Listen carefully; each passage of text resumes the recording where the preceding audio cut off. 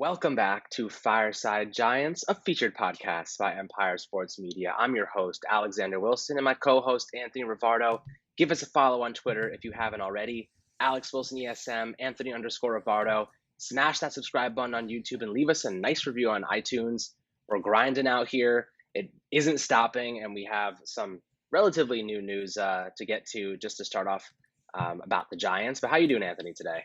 I'm doing pretty good. Just watching some film, getting ready to make a video for Friday on the Dallas Cowboys rushing offense, how that's going to look with the Giants and Saquon Barkley. So just been grinding out some film and, writing articles, all of that. So everything's going well over here.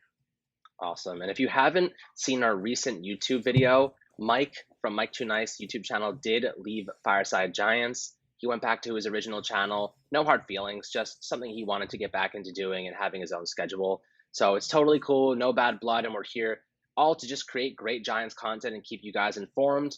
And Anthony and I are still going to be, leading the way in that category with written content, video content, audio content. It doesn't end, and we're just grinding away, waiting for things to get back into shape. But thankfully, baseball is right around the corner. They finally came to a conclusion that MLB and the Players Association. So we have a little bit of sports back. The Premier League is up and running. Soccer is pretty much in full flux now. And now we're just kind of waiting for basketball. Kyrie Irving's trying to derail that whole thing. And then hockey should be coming back relatively soon. Baseball, the end of July is opening day. So we have some really good stuff on the way. And man, I got to say, I cannot wait for sports. I have just been waiting and waiting and waiting. And imagine just having to create content about this. If you're listening right now, Anthony and I have been grinding so hard to try and create content and think of unique and different things to do. It is really difficult when there's no sports. It's like the hardest thing in the world. So we're back at it. Things are coming back around, and things are slowly starting to return to normal. And wow, what a process it's been just to get here. I know Florida's kind of backtracking a little bit, so I'm sure you can talk to that. Yeah, we're breaking records right now with all of the case numbers daily. It's kind of scary. I was starting to feel pretty comfortable about last week, feeling ready to start getting back into society. But now that we were getting like 4 or 5 thousand new cases a day, and it's not only that, it's like I was talking with my dad, and he's like, "Well, they're testing more people." And then I pulled up another statistic. It's the percentage of cases that they've tested is growing. So last week they were testing people and only 5% of cases were being reported positive. Now it's up Hmm. to 15%. So Whoa. that's what I'm concerned about. So yeah, definitely not as comfortable as I was feeling last week, but hopefully this blows by soon. I haven't been too proud of the way the people I know have been going about this. I know a lot of people who are not social distancing and just going out and doing whatever. But I don't know anybody who's gotten it yet, so I'm pretty thankful for that. So I'm just hoping that hopefully soon this stuff can blow by and we can get this fixed and get back to regular life, and then of course back to sports, which I can't wait for. Yep. We're getting there, man. And it's a consolation prize to get some sports back and just sit down and have a beer and enjoy it. So, Well, I can't do I, that, so yeah, well, you can still do it. I mean, I was uh, drinking beers at 18, 19 years old. It's part of in any other country you can drink at not like here, not in 16, America. 18. I know, not in America, but you can We join the don't military at condone we 18. don't condone underage drinking on this channel. Yeah, it's yeah, definitely don't condone it. But everyone's done it. It'd be ignorant to say otherwise. It's true. And at as 23-year-old, I'll have a beer, sit down, and watch some sports. No I'll have a problem. Dr. In Pepper. Yeah, in the name of Anthony Rivardo, I will have a beer on his behalf. Appreciate it. But just to get back to the Giants a little bit, there are some new things festering in the Giants world, including DeAndre Baker's latest news. And there's two witnesses that reported a few weeks ago, but TMZ reported it yesterday. That two witnesses that had originally said Baker had pulled a gun on the entire party have now recanted their statements and stated on the record that he did not do that. In fact, he was 10 to 12 feet away from the entire incident. So what does that tell me? Either they dished out a lot of money, or those guys got scared and blamed it on the professional athlete who, but that seems too calculated to me. Like, why would you blame it on the professional athlete? So it seems like it was kind of a setup, in my opinion. um, or they just paid him off. Either way, it looks like Baker's going to be exonerated, and the Giants have their number two cornerback. And it was going to be a little sketchy if he wasn't exonerated and he was kind of put to the test and put to trial for these events that occurred. And the Giants would have been left with Sam Beal as their number two corner. He was awful last year. He had a close to 80% completion rate against him in Eek. limited snaps. He's been injured every year so far. What do you think, now that we have DeAndre Baker back for the most part, we believe that's the case. Do you think this defense is going to be a lot better? How do you think he progresses in year two? Well, I think if he is back, it's going to be huge for the defense because of the scheme that we're running. This man coverage, a lot of press, a lot of blitzing, and Patrick Graham's scheme. That's exactly what DeAndre Baker's mold is. He's that physical press man coverage cornerback. He would thrive in this scheme, but I'm not going to get my hopes up just yet. I'm still going to slow down, slow my roll because I know things look good right now, but the Giants did have issues with Baker's attitude last season, and I don't know if they're going to be ready to forgive him. They could look to trade or cut him going into this year. I'm not so sold that the Giants are sold on DeAndre Baker. I know that there is one anonymous source on Twitter who's been right about certain things in the past, like the last draft pick, the Andrew Thomas draft pick. He had that early. He said that it's unlikely DeAndre Baker returns to the Giants, even if he's found innocent. And now that I'm starting to think about it, I believe Quentin Dunbar returned to team activities with the Seahawks, but DeAndre Baker hasn't. And that is kind of peculiar that he hasn't been able to reassimilate with the team in any way. They're still telling him he has to sort out his legal issues before he can return with the team. And it's peculiar and it's really interesting. I would think at some point they would want to at least get him back in there, even though he is dealing with the legal issues, just to keep him up to speed. But they really haven't, and it's interesting to me. So I'm gonna slow my roll. I'm not gonna get my hopes up. I really hope that DeAndre Baker comes back because, like I said, I expected huge things from him in year two. He looked a lot better towards the end of last year, and then the new scheme I thought was a really, really good addition for him specifically. I thought that he would be a Hmm. really nice fit in that defensive scheme, so I was excited, but I'm not gonna get my hopes up just yet. Yeah, I mean, Baker's 22 years old. People make mistakes. Kids make mistakes. He is a kid, essentially, and when you're given that amount of money and you don't really know what to do with it, you can fall into bad situations sometimes. And I think this was a serious learning experiment, or rather, experience for him. Just being in the wrong place at the wrong time with the wrong people. He should learn from this. And moving forward, I think he's going to be a better person. I think if he's exonerated, the Giants will give him another opportunity. You know, it's a little scary to say that they would punish him and release their former first round pick from 2019 if he's free of any charges. Like, it doesn't make much sense to do that. Maybe they'll like punish him internally, just to have him, I don't know, do some extra stuff or whatever it might be. But Judge is also trying to bring in good people, so I could see the perspective of, people that are in legal issues probably shouldn't be on this team no matter what's going on. If they're in a position where they could be in that, something like that goes down, that's not the type of person you want on any football team. So Right. hopefully he's exonerated. It's all fine and dandy, and Baker is back on the team and working really hard to earn his spot because, like you said, he's going to be a great fit with Patrick Graham if he ends up joining the team, and that's all that it is. But Graham plays 50% man coverage on his defense, so he Mm-hmm. 50% of the time he plays man coverage. That is far more than James Betcher plays. And that's going to benefit guys like James Bradbury because he'll be able to man cover number one opposing cornerbacks. It's going to be great for DeAndre Baker because he is not a zone cover off ball guy. He is good up at the line of scrimmage, aggressive cornerback, jamming and following. That's what he does best. And Betcher played him in zone coverage. I have no idea why. The only way I can justify it is, okay, the secondary was always going to be crap last year, right? It was always going to be garbage. They had so many new players on defense. They might as well expose him to zone coverage and develop that side of his skill set. That way he has some knowledge and some ability in that way. At the same time, like, if you have a running back who is like Derrick Henry, who's best running it up the gut and pounding and the ground and pound, why are you going to swing him outside and hopefully and expect him to bounce it and expect him to use his agility? That's not how you don't utilize players to their weaknesses. You build off of their strengths. And that's how Joe Judge, I think he's going to approach this next season in the future. He's going to plug in players like Baker and Dexter Lawrence and really utilize them to their strengths instead of holding them back and putting them into weaker positions so that they struggle. Look, I get it's part of the learning experience, but in my opinion, I think it's better just to build off of strengths and that's it. You bring in coaches to adapt to your players, not the other way around. Right, and of course you have to play zone coverage at some points in the game. You can't go a whole game without playing zone coverage. And most teams play predominantly zone coverage, Hmm. but I think the Giants were playing just a little too much zone coverage last year, and I think more importantly, the when they blitzed and why they blitzed, that was always off to me. Really not as aggressive on third down as I was expecting them to be.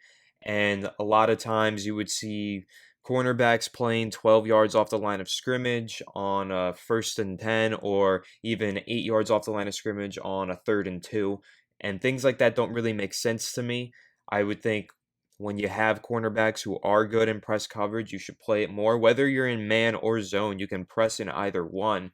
I think it would just be smarter to play as much press coverage as you could with guys like DeAndre Baker and now James Bradbury, of course. So that's why I'm really looking forward to Patrick Graham's defensive scheme. I think it's going to be a huge improvement over James Betcher's, but not gonna lie, we did say this back when we hired James Betcher. We were all really Hmm. excited about James Betcher. So we've been to this well once before. Let's hope that the Yep. water is a little tastier this time. I don't know. That's a I like weird that analogy. analogy. Yeah, I think I just I made kind of that like one that. up. I think it was half an actual analogy, and then the other half I made up because I forgot where I was going with it. So, but you know what I'm saying. I hope this time we're not getting fooled because I feel like we got fooled last time with Betcher. Yeah, no, I hear you, and it's always good to approach things with a grain of salt. You never really know Exactly. what anyone is going to be like, what any player is going to be like, and that's just the reality of football.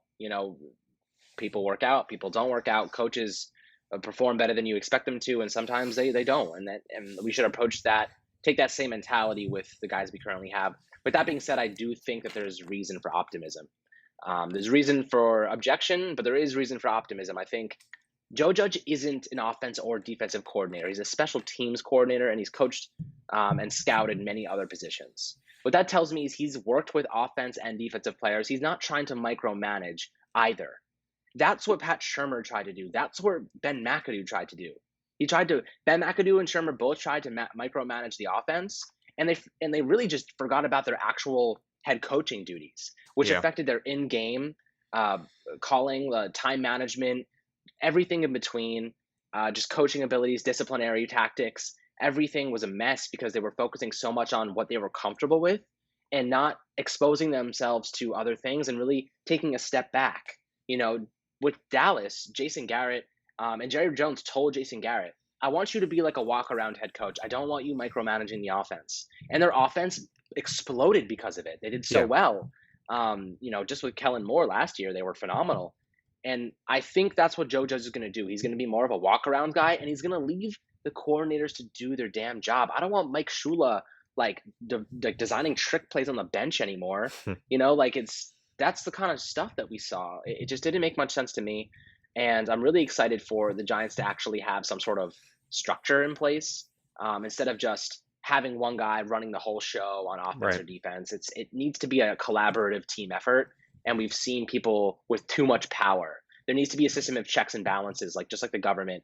When you have the head coach checking this guy and the offensive coordinator checking that guy, everyone's working together. But when the head coach has too much power, he's calling offensive plays, he's establishing disciplinary tactics, he's trying to refine fundamentals. You have a guy that's too much power, and no one's able to say, "Hey, man, like take a step back." And the owners weren't doing anything. So that's where this new structure, this new idea comes in, where Judge is going to be more of an overseer, and I think that's way better in my opinion. Right, and I'm actually really happy that you brought up Jason Garrett's time in Dallas because that's a criticism that a lot of people have had. They've mentioned, well, he hasn't called plays since 2012, and that's a fair point. But that's been a good thing because it's not like he isn't involved with the offense. He's been involved with the Yeah. offense. It's still his Hmm. scheme. He's still helping the coordinators call plays. He's just not actually having the final say in which play is being called. And with the Giants, it was different over these past two head coaches because they were calling plays. Their head was completely wrapped up in the offense at all times, It's not too on the much. game clock. It's a lot. It is a lot. You got to be a really great head coach to do that. And even Andy Reid, one of the best play callers in the NFL, he oftentimes lets Brett Bieniemy call plays Yeah, because it is a lot. It is too much. The it's 20 years Giants, of experience. exactly. Yeah, Andy Reid gets it, but Ben McAdoo, Pat Shermer, they didn't get it. They wanted to be completely micromanaging the offense, like you said. And so I think with Jason Garrett, you could look at that as a negative. He hasn't called plays since 2012, but he's been implementing his offensive scheme forever, basically. And he's had different coordinators come through that can even teach him a thing or two so he can bring that over here. I don't see it as a negative. I think that, Jason Garrett is one of those hirings that I'm really looking forward to. Like I said, that video is going to be coming out Friday. The more and more I dive into this offensive scheme, the more excited I get. The pre-snap motion. He loves to use a fullback, which I'm going to point out in that video. I'm really excited for it. I think you made some great points, and we're in agreement. Jason Garrett, he's the guy. I'm really excited for it. Absolutely. Yeah. It's going to be exciting to see, how they go about this next season and everything. Um, just the establishment of a new culture and everything in between. It's going to be pretty exciting. So, to get into our next segment, I want to talk about our fact of the day, as we've been doing every week. So, Anthony, I'm going to let you get it started. Sure, I got a nice Sterling Shepard fact. In terms of routes run out of the slot last season, he ran 184 routes, which is not ninth. Hold on, 184 routes. He was targeted 42 times, meaning he had a target rate of 22.8% on his routes run from the slot, which placed ninth in the NFL. This is according to Pro Football Focus. So what that means is Sterling Shepard has been really efficient out of the slot. As a slot receiver, he did play a lot of outside receiver last year because of the addition of Golden Tate. But from the slot, he's very efficient. He's getting open, and Daniel Jones really enjoys throwing to him. And this is despite missing all those games last year with the concussions. So I'm looking forward to him really taking that next step in this new offense and in the second year of Daniel Jones's career. Sterling Shepard should be a dependable slot receiver for the team. No, I feel that. So, Sterling Shepard, I do feel that. I feel that because I'm a little worried about Shepard personally. I've been thinking a lot about his concussions. Yeah. And the fact that one more concussion could be the end of his career. That's a serious reality of the situation he's currently in. He had 2 concussions last year, and the symptoms lasted months. Yep. He was cleared after, I think, 2 or 3 weeks, and then he had existing symptoms for another 2 to 3 weeks. Yeah. That's really, really, really, really scary. He's had so many since high school days. It's a problem, and the Giants have to start considering what might happen if he gets another one, and they can't use him the same way anymore. They have to be more careful with him. They can't run him across the middle. They might have to use him on the outside more. He's not strong enough to break his falls.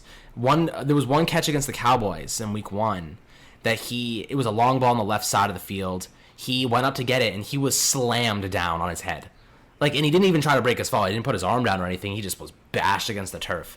He has to get better with protecting himself. And that leads me to think that the Giants might be drafting someone pretty high up in 2021, man. If we get Jamar Chase, oh my God. I was watching his highlights the other day. If you haven't seen Jamar Chase out of LSU, he looks and moves like Odell Beckham Jr. He just is so shifty, and he's so smooth in his routes, and he's such a smart player when he has the ball in his hands, and he's fast as hell, man. Wow, this guy is a special talent. These LSU receivers they're just pumping out great receivers. Yeah. And I think, man, if the Giants could land him, if the Giants are in a position to land him, if we have the luxury of saying, okay, Jamar Chase is the best player that we can add, and he's going to bring so much value to this team, go for it. I'm all for it. But I like what you said in terms of Golden Tate and Sterling Shepard. Tate played a lot more outside receiver than I thought he would, because he really traditionally is a inside guy. But he ran a lot of slants from a boundary standpoint, which I liked. I liked a lot. I like it when those guys that are traditionally interior slot receivers, run slants from the outside position, and it works them into their comfort zone in the middle of the field and meshes them together. The problem was last year, all of our players were running into each other.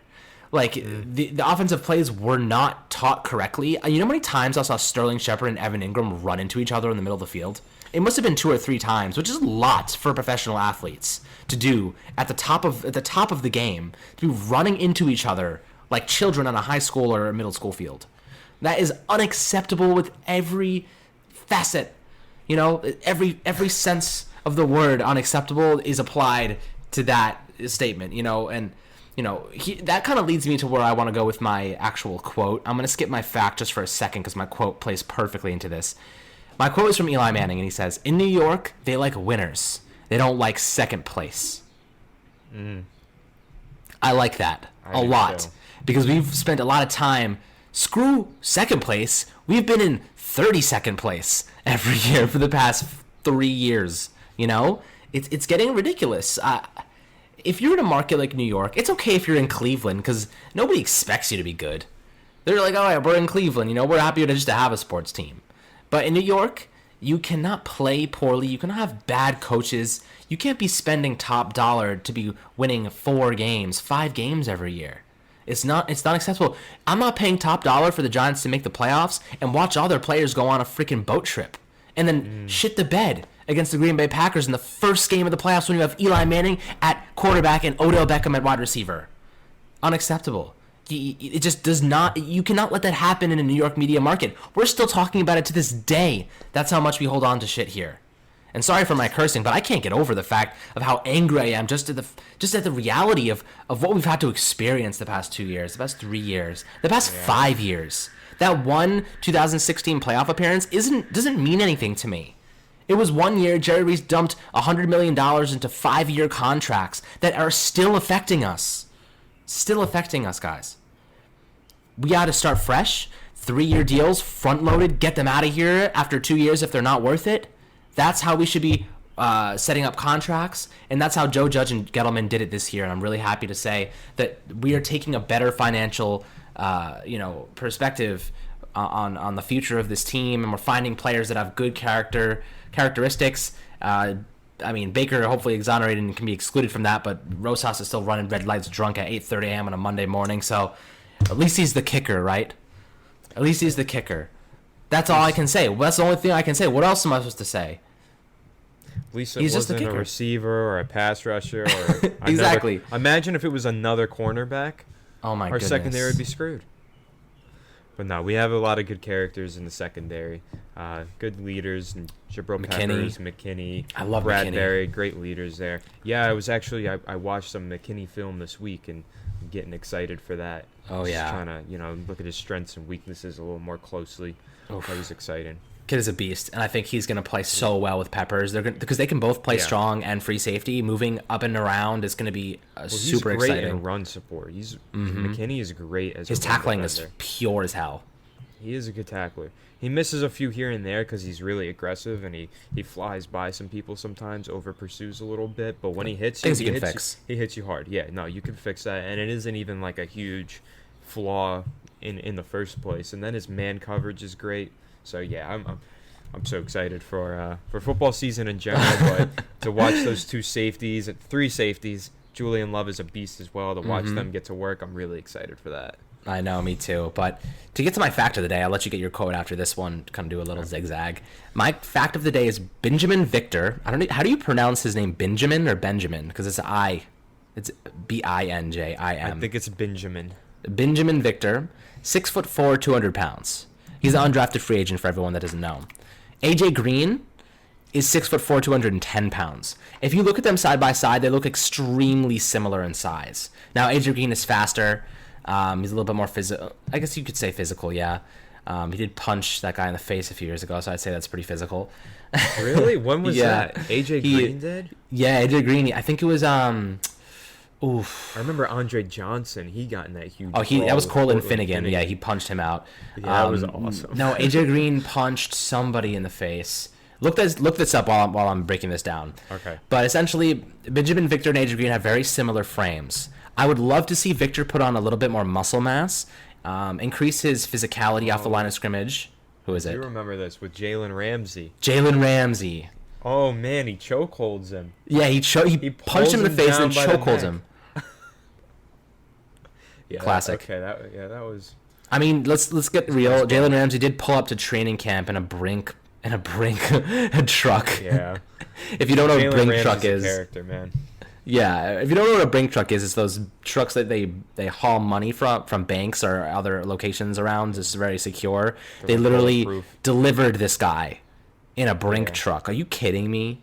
He Talk wanted his about money, he wanted his contract. egotistical. Yeah, well. Someone had to choke him out. I guess it was going to be AJ Green.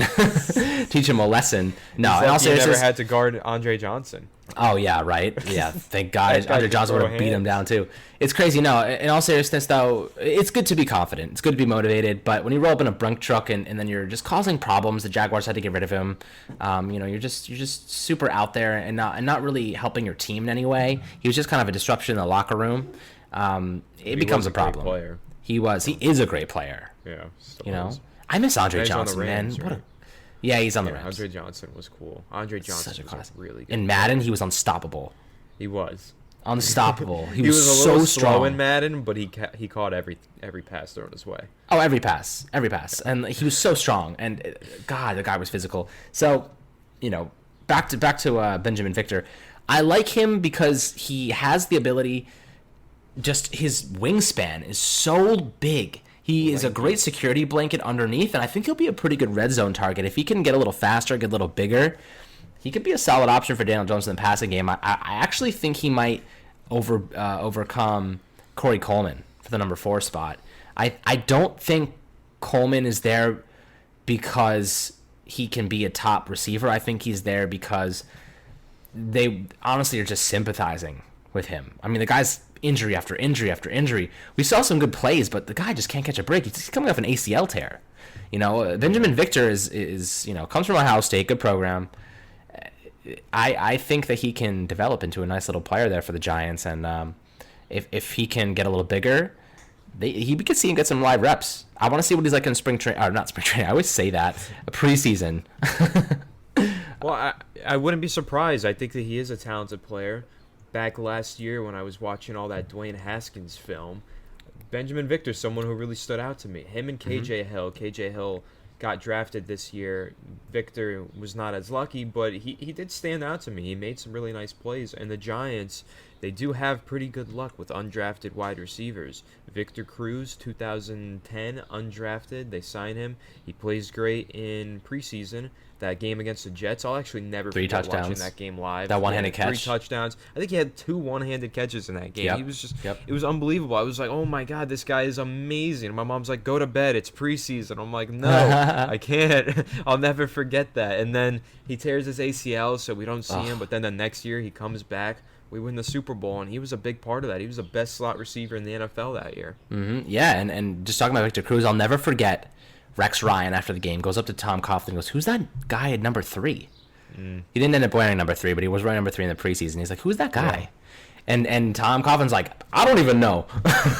He's like, "I don't even know." He just walked on the field. He's like Vince Papale in Invincible. He just walked on, and suddenly this guy's catching. He's from UMass, right? UMass. He's from UMass.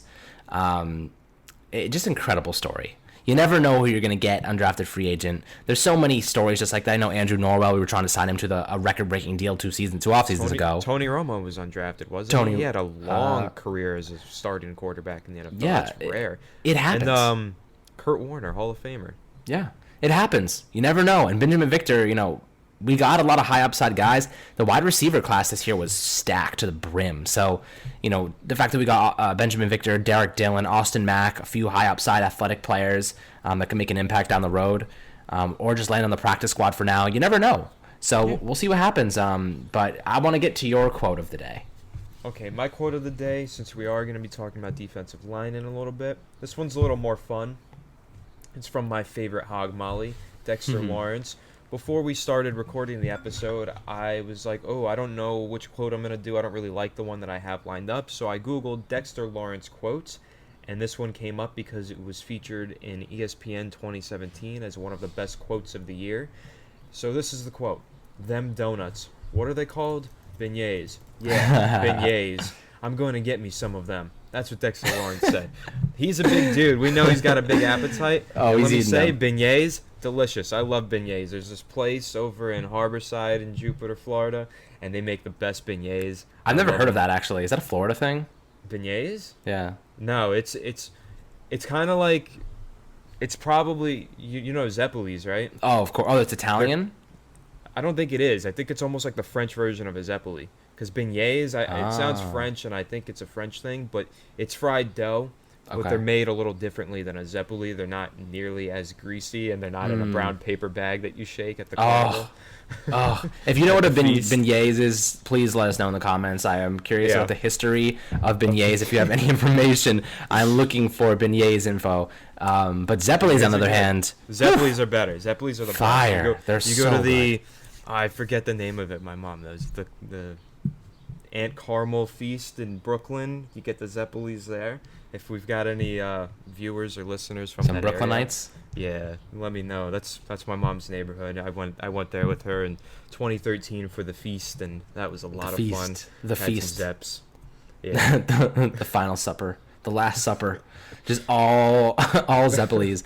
No, honestly, there's some good fried food out there, and I'll tell you, Zeppelis rank among the top for me. And I love the fact that it's kind of like it's just some dough. They slap some powdered sugar on it, and you just shake it up in a bag, and suddenly it's like the best thing in the world.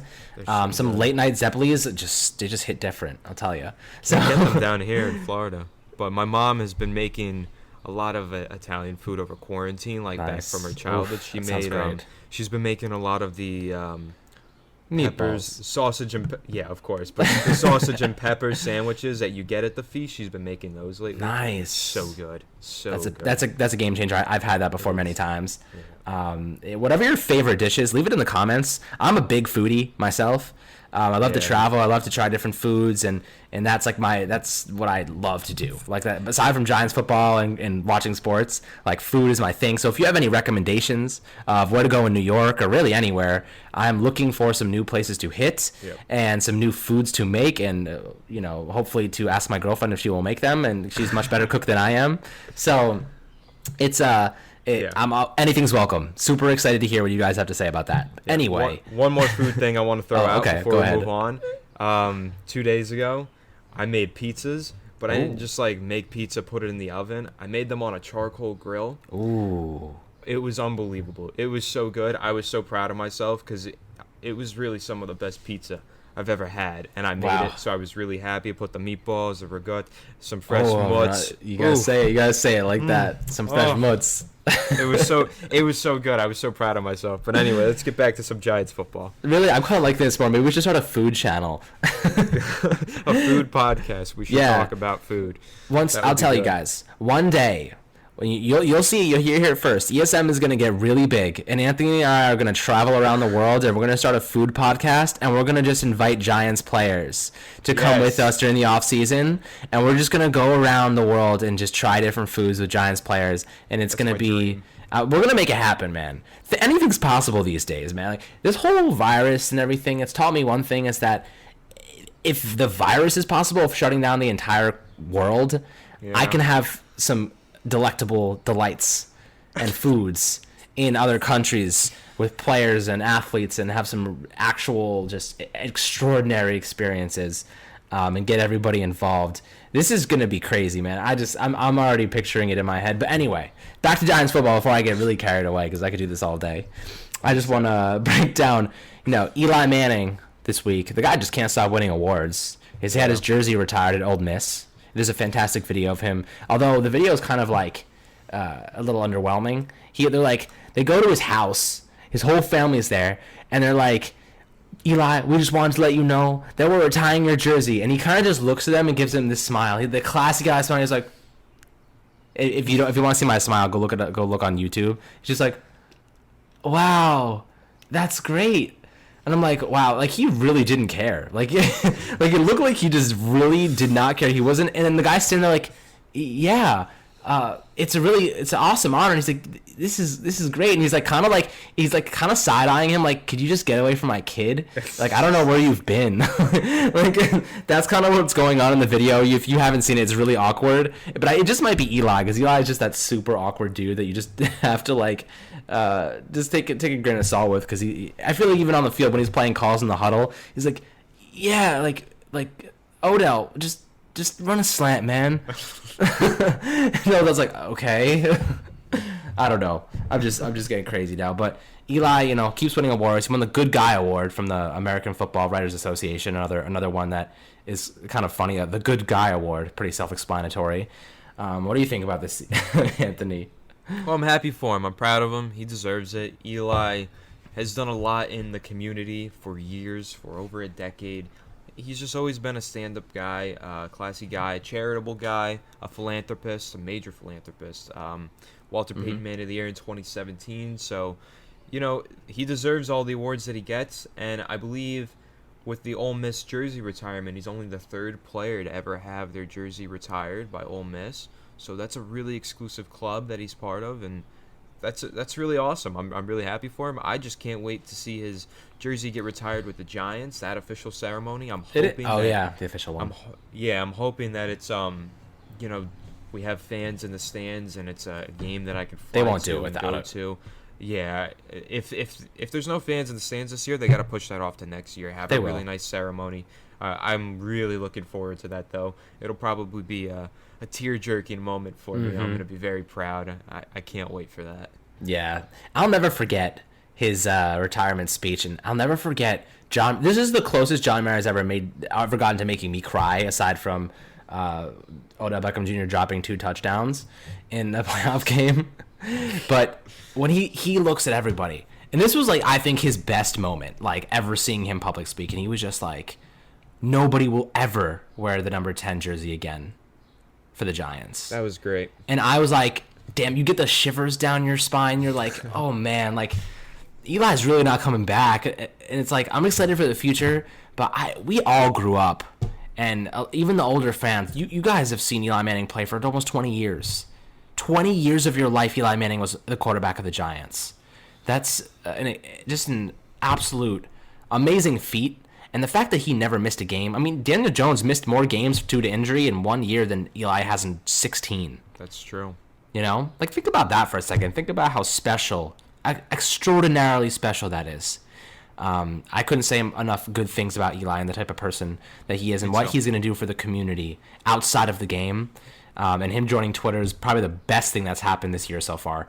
But enough of Eli Manning. We could sob over him all day long in terms of the great guy he is. Obviously, his time in blue on the field was coming to an end.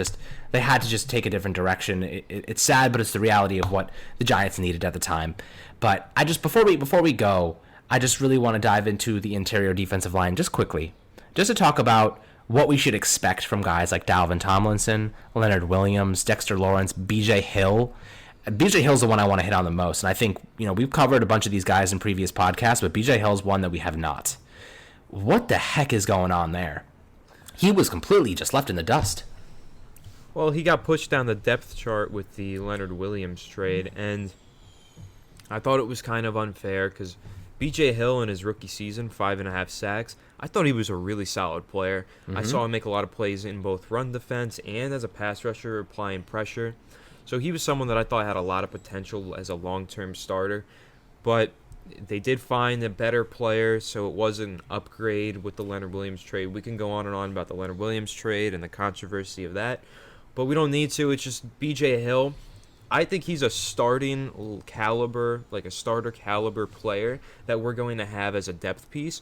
And that's kind of awesome if you look at it that way, because you can never have enough depth anywhere on your roster in the NFL. Especially, you think about it this year, there's going to be a lot more injuries because players have not been training the same way because of coronavirus. And then also, there's going to be some positive tests. Some players are going to get coronavirus. Some players already have, and then they're better now, but during the season, it's going to happen here and there. Players are going to get coronavirus, so having depth this year is more important than ever. The teams with more depth are going to do even better than the teams with the best players in their starting lineup. So depth is really key this year. Just not being able to train correctly in the offseason, coronavirus, all of that in mind. So when you look at it that way, B.J. Hill, that's a really awesome player to have as your number 4 interior defensive lineman. Yep, you're 100% right. And, with that being said, I just want to run by a few stats to kind of give you an idea of what kind of player B.J. Hill is. Over 48 games in North Carolina State in college, he only posted 8 sacks. 8. Want to know how many posted he had in his rookie season in the NFL? 5.5. That's crazy. He went from 8 sacks in 48 games to 5.5 in 16. That's just an incredible feat to have, and I think that he's only going to get better with the Giants. But again, like you said, he moved down the depth chart. It's something that I think Dave Gettleman anticipated happening because he did say something very interesting a few weeks ago. He said, you can never have too many great players at any given position. And I think he values the interior defensive line so much that actually, putting them and having depth there is just really important. So with B.J. Hill, I think that he will play an actual part with the Giants in 2020, but more as a rotational piece. I think he's a good guy to have if injuries arise, if they ask him to play a specific role on defense. But at the end of the day, they have Williams, they have Dalvin Tomlinson, they have so many other quality players that probably are just better off starting. So I like those guys in their roles, and B.J. Hill having as a backup is just a phenomenal thing to have in general. I agree. And you know what? I'm going to throw this out there. They should make him a fullback. Like Williams, he has the size. Perry. Yeah, just put him down there, goal line. Since he's not as important to keep bubble wrapped like the other interior defensive linemen, because he is technically a backup at this point, maybe they can just give him a couple snaps at fullback, 1 yard to go, fullback dive to B.J. Hill. Who's tackling him? That man's ginormous. Or Dexter. I don't want to get in his way. Yeah, well, I would bubble wrap Dexter in case they, yeah. I don't want him getting hurt on a fullback dive, but B.J. Hill, I would like to see him get some fullback dives. Nah, I hear that, but imagine like a 364-pound behemoth of a man running at you from the 1 yard line. Like all he has to do is just fall forward, and like he's in the end zone. Like no one's catching him. He's just gonna crush people. He's going to land on someone, and then a beignet is going to fall into the field. And they're going to be, where did that come from? Oh, Dexter, that's right. He just threw up like 4 beignets as he fell down. No, but before, we go and we finalize this beautiful episode, I just want to tell everybody thank you for tuning in. It means a lot to us that you stuck through this entire quarantine and this entire virus process through us all, and we're getting so close to football and baseball and hockey and basketball. It's been a hell of a time, and to have amazing fans like yourself, and we've received so many good comments and good reviews from everybody, and we are not void to say that we appreciate all of your feedback as well. Even if it's critical, we want to get better. Our goal is to get better as journalists, as podcasters, as people in the industry, and to develop. We're still very young and we're still learning, and I think that's such an important part of this experience that we're developing with every podcast that we have, every article that we write, every situation, even the DeAndre Baker situation, I'll wear it on my sleeve. I jump to conclusions, but the reality is I've never dealt with a situation like that in the media before as a media member, and I've learned a very important lesson because of it. And I thank all you guys for sticking with us and watching the growth that ESM has experienced throughout this entire process. We have UFC, NASCAR, everything in between that you guys can enjoy. And I know Anthony can attest that we've done a lot of new things, and we've started so much stuff in just 4 months of no sports. We've grown a lot. But I want to give Anthony the last say. Yeah, I just want to kind of repeat what you said, put my own twist on it. The feedback is really welcomed and appreciated, so guys, please keep that up in the comment section of any video. If you go over to the channel update video, hear what we have planned, and just an update on what's going on. We asked for feedback in that comment section and on the community posts that we made today. We just want to hear from you guys because we want to do what you guys want to make this channel as pleasurable for you as it can be. We want to make it the very best it can be. That's the goal. We're trying to get better and better every single day, make the content that you guys want to see. That's the whole goal here. So just let us know what you want, and we're going to deliver. We're really grateful and appreciative to have all of these great viewers that we do have right by our side. So thank you for that. Stay tuned to empiresportsmedia.com as well. We've had a lot of great content going out there, daily articles covering everything, as Alex said. Recently, one of our guys did an exclusive interview with Sean O'Hara. That was really cool. That's a Giants legend right there, so go check that out. A lot of great things on the way, so stay tuned. Absolutely, Anthony. And one more thing before we go. We have the Pick Is In podcast. It's going to be covering NFL draft prospects, NFL players. We're going to have some really cool interviews coming on.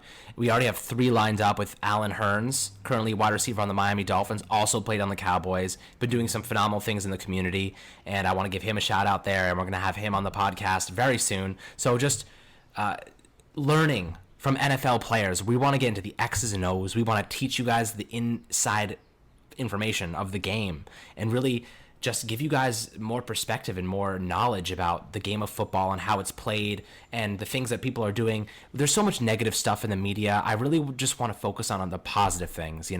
People don't cover the positive things enough. The world is a crazy place, but there is so much that people are doing that goes unheard. Alan Hearns, we have another guy, Corey Peters of the Arizona Cardinals, coming on. He does a phenomenal job in the community. Jonathan Cyprian, on the Atlanta Falcons, played on the Seattle Seahawks. So many great players and people that we have contacts with that we're going to be including in our podcast just on ESM in general. And we want you guys to be involved in that and just to really enjoy learning about the game, hearing yourself from NFL players.